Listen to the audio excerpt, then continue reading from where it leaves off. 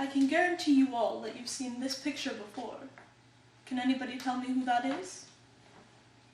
That's right.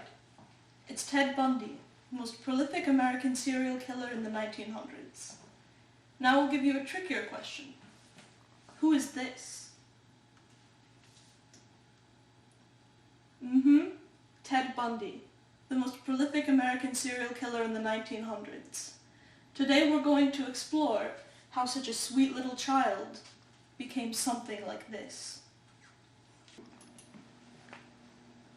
So far, science has proven the theories true. A combination of nature and nurture have been teaching our children how to act for generations. But could there really be a gene to predict how serial killers are going to be made? Take the famous Lions Ruth experiment as an example. In this experiment, a child was placed in a room full of toys with its mother. Then, the mother was asked to leave.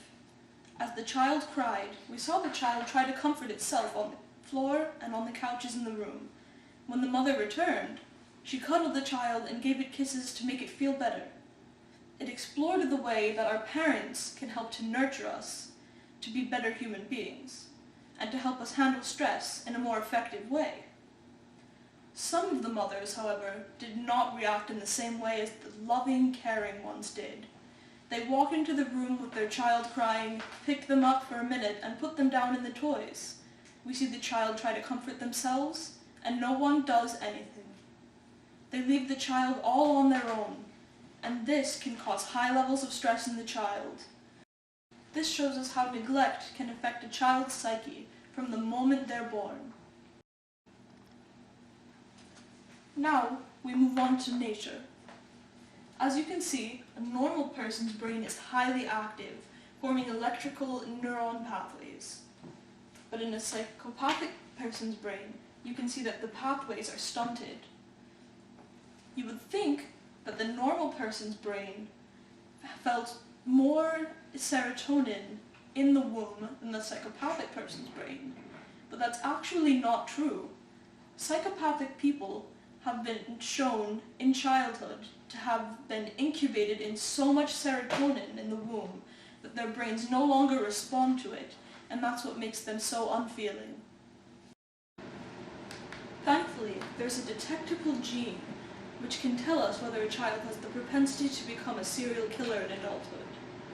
It's called the low MAOA gene, or the warrior gene, and it's detectable by having two T alleles stuck together in a DNA strand in a child. This low MAOA gene is a result of mass serotonin exposure in the womb. When combined with a violent environment, this gene can prove to be volatile, causing children to become mass murderers in adulthood. Surprisingly, there is a simple solution to this massive problem. All the child needs is a DNA supplement in order to create more ribosomes in their DNA. That way, the MAOA gene will be overridden. This can be found in simple supplements like B caps. This simple solution can provide a key to a healthier, happier future for our generations.